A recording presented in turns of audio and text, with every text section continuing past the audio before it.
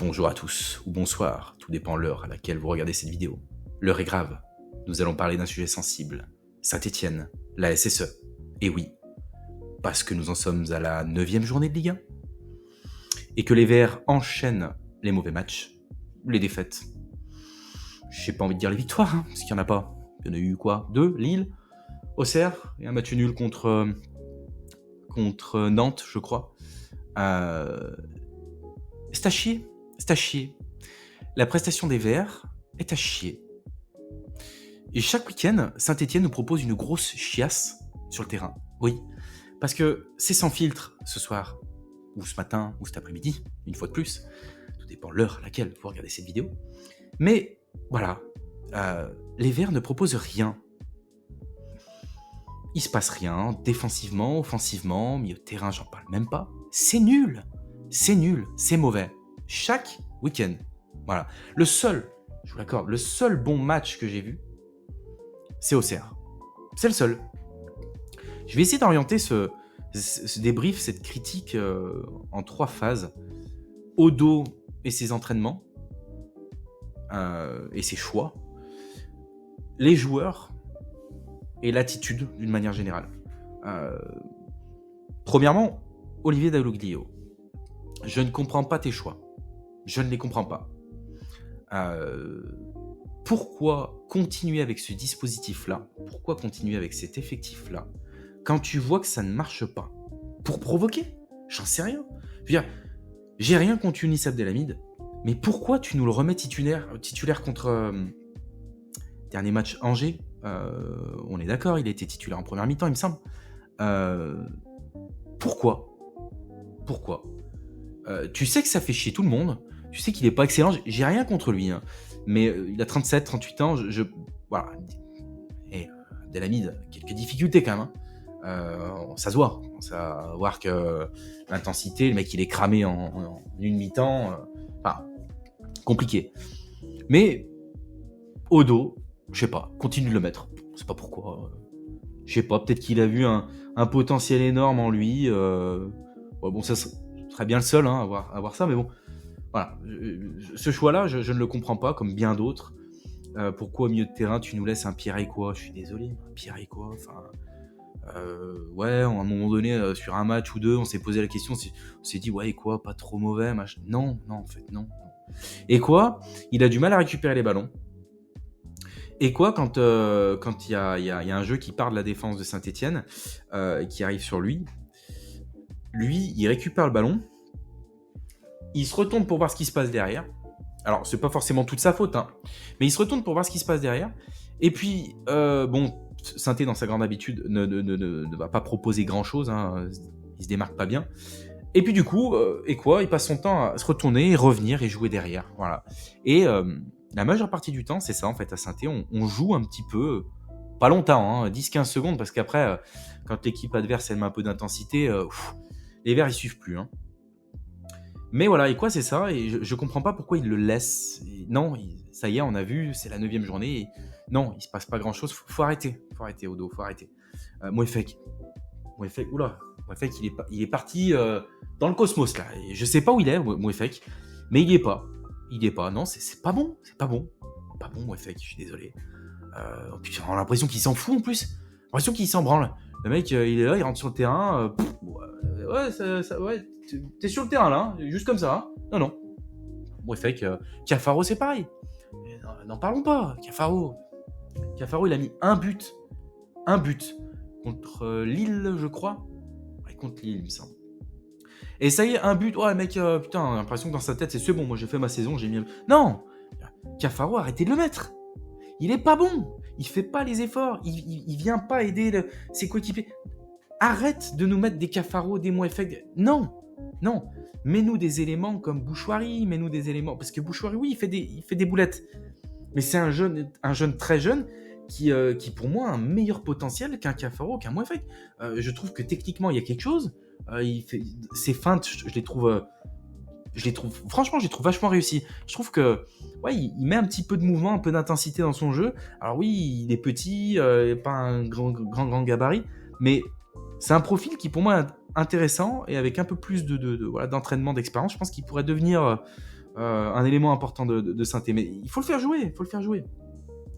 David Chavilly, il faut le garder. David Chavilly, il faut le garder. Ben Holt, malheureusement, il est blessé. Je suis dégoûté parce que moi, avant même qu'il arrive à Saint-Étienne, j'ai regardé un peu ce qu'il faisait dans son club Phoenix, je sais plus quoi là. Et j'étais un des premiers à dire que ce mec-là, il avait du potentiel. Et il s'est pas révélé au premier match, mais je crois au 2-3e match, on a commencé à voir que ouais, il y avait quelqu'un, quoi. Il y avait quelque chose avec ce joueur. Et c'est dommage, là, il se blesse vraiment dans un moment où je pense qu'il pouvait faire ses preuves bien plus se montrer, se mettre en avant. D'ailleurs, parlons de ça, se mettre en avant. Il y a des joueurs comme David Chavilly, Ben Holt, qui pour moi ont un fort potentiel. Malheureusement, je pense qu'ils ont des difficultés à briller à Saint-Étienne parce que ces joueurs-là, en fait, ils ont besoin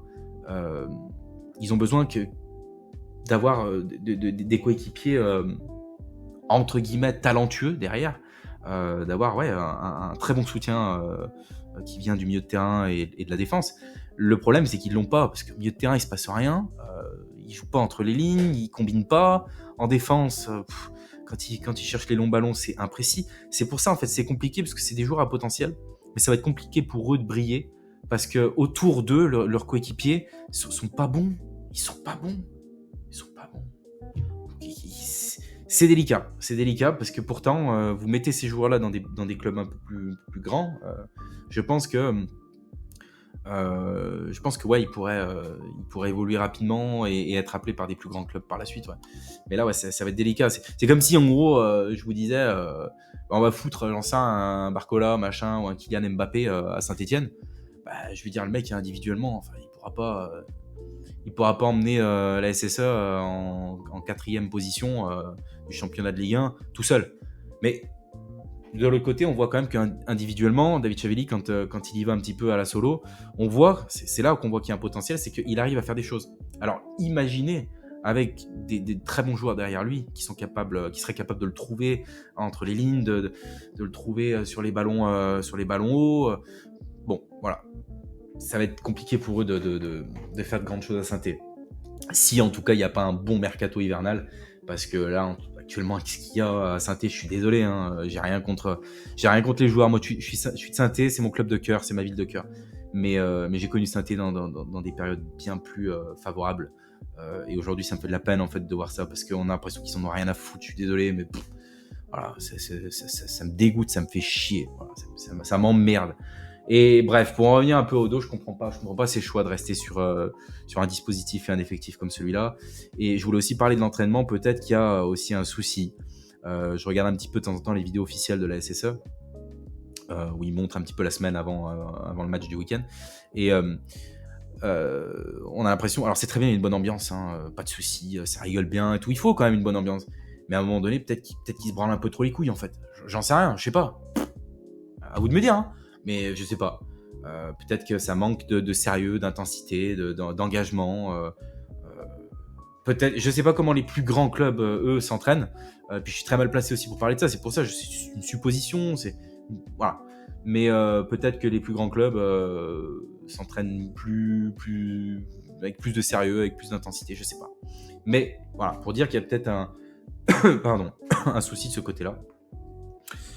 Clôturons le sujet Odo, mais en tout cas lui je pense qu'il est sur un siège éjectable, hein, dans le sens où moi j'aime beaucoup Odo, hein, mais ouais, s'il fait pas rapidement les bons choix en fait dans son 11 de départ, dans ceux qui sont convoqués, d'ailleurs dans ceux qui sont convoqués, parlons rapidement de Igor, je bouffe à chaque fois son nom, Igor, je vais aller voir en même temps. Igor Miladinovic. Vous connaissez, vous ? Inconnu au bataillon. Igor. Il est où, Odo ? Il est où ? Le mec, vous l'avez recruté, je crois, 3 millions, il me semble, j'ai vu.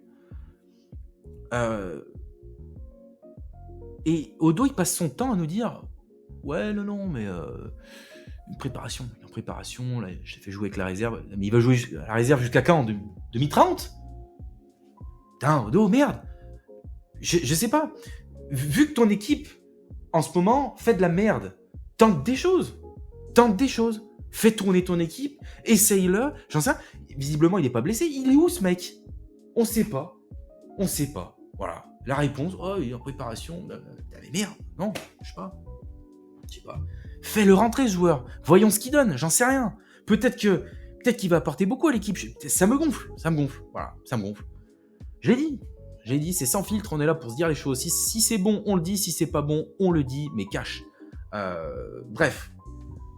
Je pense qu'Odo ne fait pas les bons choix. Et je pense qu'il faut qu'il se réveille. Parce que il nous a fait monter en Ligue 1. Mais est-ce qu'il a le niveau pour la Ligue 1? Parce qu'il passe aussi son temps à dire oui, on a de la marge, on a un potentiel, on peut s'améliorer. Voilà, on sait qu'on est plus costaud. Ouais. Attends, il a une phrase, qu'est-ce qu'il dit? On peut augmenter le niveau. Ouais, c'est la 9e journée, mec. Hein. C'est la 9e journée au dos. Hein. Tu dis ça au bout de la 2e ou 3e journée. Alors, tu l'as dit, mais le problème, c'est que tu continues de le dire. Il est là le problème. Mais à la 2e journée, c'est pas très dérangeant. On se dit, bon, ok.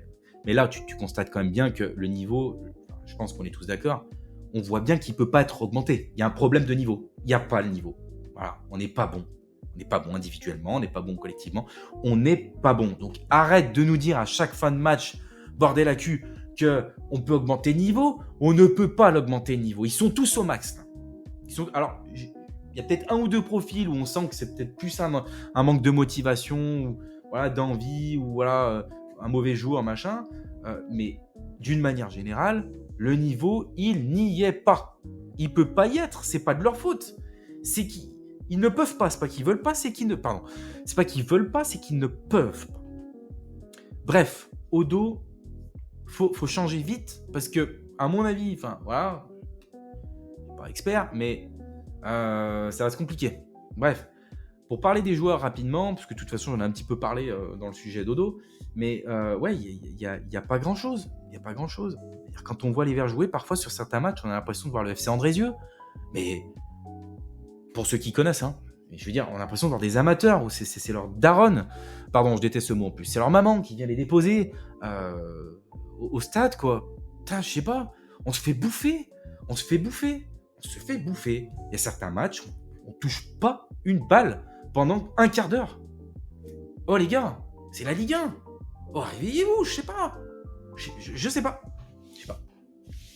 Mais c'est là où on voit que chaque joueur, alors pas tous, parce que comme je l'ai dit, il y a quelques joueurs qui sortent du lot, mais la majeure partie des joueurs, ils n'ont pas le niveau, et point. C'est pour ça que Dalloglio doit changer des choses, faire d'autres choix. Alors on va me dire, oui, mais il n'a pas 50 choix. Oui, d'accord, mais essaye quand même d'autres choses. Par exemple, un Igor, on l'a jamais vu. Menou Bouchouari, plus souvent. Amougou, je pense qu'il a sa place, mais voilà, pas facile pour tous les matchs. Et quoi, tu me le sors? Tu mets quelqu'un, tu me le sors, et quoi? Tu me le sors. Voilà. Petro, faut le garder. Petro, c'est un guerrier. Petro, il a envie. Il fait des erreurs, il fait des boulettes, mais il faut le garder. Du coup, on est dans le vif du sujet. Les joueurs, ouais, il y a de bons éléments, mais parfois aussi ces éléments-là ne peuvent pas briller, ne peuvent pas se mettre en avant, parce qu'à côté de ça, il y a des joueurs qui font de la merde. On passe notre temps, Saint-Etienne, nous, quand on arrive à récupérer un ballon, à le balancer devant, un peu en mode si ça passe, tant mieux. Oui, sauf que 9 fois sur 10, ça passe pas, quoi. Je veux dire, tu l'envoies, c'est tête du joueur adverse qui la met, paf, eux récupèrent tranquille le ballon, ils contrôlent, ils reviennent en arrière, paf, 1, 2, 3 passes, allez, impeccable, ils se sont restabilisés.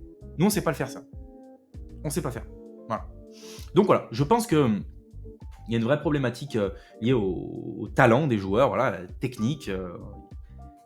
Mais il y a des joueurs qu'il faut sortir, ça c'est sûr. Défensivement, quand on voit la percussion de l'adversaire, ça je voulais en parler aussi. Parfois on est là, nous tranquille, paf, on se fait piquer un ballon. Parce que eux, ils ont besoin d'un joueur pour nous piquer un ballon, nous on a besoin d'être 3, et on n'arrive pas tout le temps à récupérer le ballon, même à 3 dessus. Ok, ils nous récupèrent un ballon, paf, on y va à 3 dessus, on le récupère pas, comme d'habitude, comme très souvent. Le fait d'être 3 sur un ballon, on crée de l'espace, d'accord, il n'y a plus de marquage, de toute façon le pressing il est pas bon chez nous, on sait pas faire des pressings. Le joueur adverse va du coup se servir de ces espaces-là, paf, c'est très intense en fait, ça va très très vite et on a l'impression que nous, dans du beurre, il percute, boum, grosse intensité. Et alors là, un trou comme As là, 100% lubrifié, percussion, but, voilà. Parce qu'on court derrière le ballon comme des imbéciles, on sait plus où donner de la tête. C'est ça avec Saint-Étienne. Et c'est pour ça qu'on a l'impression de ne pas voir des professionnels jouer quand on voit ça. Parce qu'on se précipite tous un peu n'importe comment, n'importe où. On est à 3 dessus, paf. Du coup, on a oublié le marquage du joueur derrière nous qui, lui, est tout seul. Forcément, voilà. Et voilà, je pense qu'il y a un problème Mais ça, c'est les bases du football, en fait. C'est les bases du football. Et je pense que c'est grave, en fait, de dire, il faut reprendre les bases du football. J'ai entendu ça de la part d'Aloglio. Mais c'est grave en fait en Ligue 1 pour une équipe professionnelle, les joueurs pros, de dire on va reprendre les bases du football. Non, t'es joueur pro, non, t'es pas censé faire ça en fait. Et t'es censé être niveau avancé, niveau expert, tu vois. Non. Voilà. Et puis dernier petit point, parce que les joueurs, je vais arrêter d'en parler parce que ça va m'énerver. Je pense que voilà, il n'y a pas grand chose à dire à part tenter de faire un bon mercato hivernal, je l'espère, pour apporter 4-5 joueurs. Dans l'absolu, il faudrait 1 ou 2 très bons défenseurs. Il faudrait un très bon milieu de terrain, mais un bon milieu de terrain qui est capable d'aller de l'avant, pas faire des passes derrière, et un milieu de terrain qui a une vision de jeu, qui anticipe, qui est capable de trouver entre les lignes, c'est ça un bon milieu de terrain qu'il nous faut à Saint-Étienne. Et devant, il faudrait peut-être un bon buteur, Après Stassin, on ne sait pas encore, voilà, il y a des matchs inintéressants, machin, c'est un peu trop tôt pour dire. David Chavili, très bon aussi, mais il lui faut aussi un bon coéquipier. Benold, il est blessé malheureusement, donc il faudrait un autre buteur, un autre très bon buteur. Mais des joueurs confirmés, 4-5 recrues bien confirmés, avec un peu d'expérience, entre 23 27 ans, expérience de l'élite. Bref. Et dans les attitudes, je pense que c'est pas bon. C'est pas bon. J'ai eu la chance de rencontrer quelques joueurs, une dizaine de joueurs invités à GG. Je vous le dis, je donne pas de nom, mais j'ai vu certains joueurs, tu vas vers eux pour prendre une petite photo, tout, pour discuter vite fait. Les mecs, ils se prennent pour des joueurs du Real Madrid, quoi. Mais c'est là, en fait, où tu te dis, mais je comprends, en fait, que sur le terrain, il se passe pas grand chose, en fait, parce que, tu pètes plus que ton cul, en fait. Redescends du cosmos.